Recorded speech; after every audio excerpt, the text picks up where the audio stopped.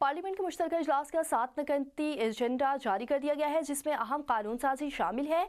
एजेंडे के मुताबिक इंसानी हुकूक कमीशन तरमीमी बिल दोबारा पार्लियामेंट में पेश किया जाएगा, जबकि सदर की जानिब से वापस लिए गए बिलों पर भी गौर किया जाएगा। दानी स्कूल्स अथॉरिटी बिल 2025 मंजूर के लिए मुश्तरका इजलास में पेश किया जाएगा, जिसे विफाकी वज़ीर तालीम खालिद मकबूल सदीकी पेश करेंगे। मुश्तरका इजलास के एजेंडे में घरेलू तशद्दुद से तहफ़्फ़ुज़ का बिल भी शामिल है। इसी पर बात कर लेते हैं हमारे नुमाइंदे असगर चौधरी से। जी असगर, मजीद क्या तफसीलात हैं आपके पास, आगाह कीजिएगा।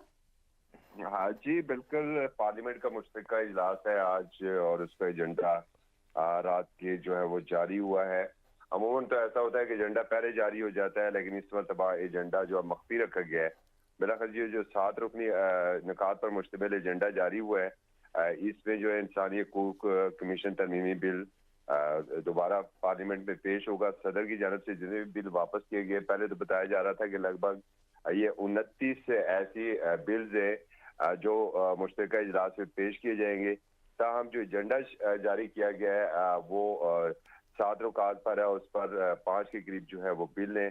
सदर की जानब से जो जितने भी बिल वापस भिजवाए गए थे उन्हें इसमें जो है वो दोबारा उन पर गौर किया जाएगा। दानिश स्कूल अथॉरिटी बिल 2025 भी आज मंजूरी के लिए पेश किया जाएगा और ये वो बिल है जिसके ऊपर पीपल्स पार्टी और मुस्लिम लीग नून के दरमियान कुछ इख्तलाफात सामने आए थे। तो इस पर गुज़श्ता रात जो पीपल्स पार्टी और नून लीग की जो पार्लिमानी पार्टी है उन उसमें बातचीत हुई है और जिसके बाद पीपल्स पार्टी ने भी आज के इजलास में शिरकत का फैसला किया है और ये बिल वफाकी वज़ीर तालीम खालिद मकबूल सदीकी पेश करेंगे। घरेलू तशद्दुद का अहम बिल है, ये भी मुश्तरका इजलास के एजेंडे में शामिल है। ख्वातीन, बच्चों और ख्वाजा सराओं के अफराद के तहफ़्फ़ुज़ से मुतल्लक कानून साजी वो भी एजेंडे में शामिल है। डॉक्टर शर्मिला फारूकी जिनका तल्लक पीपल्स पार्टी से है, वो घरेलू तशद्दुद के खिलाफ बिल को पेश करेंगी। इंसानी हकूक और तालीम से मुतल्लक भी 2 अहम कानून शामिल है।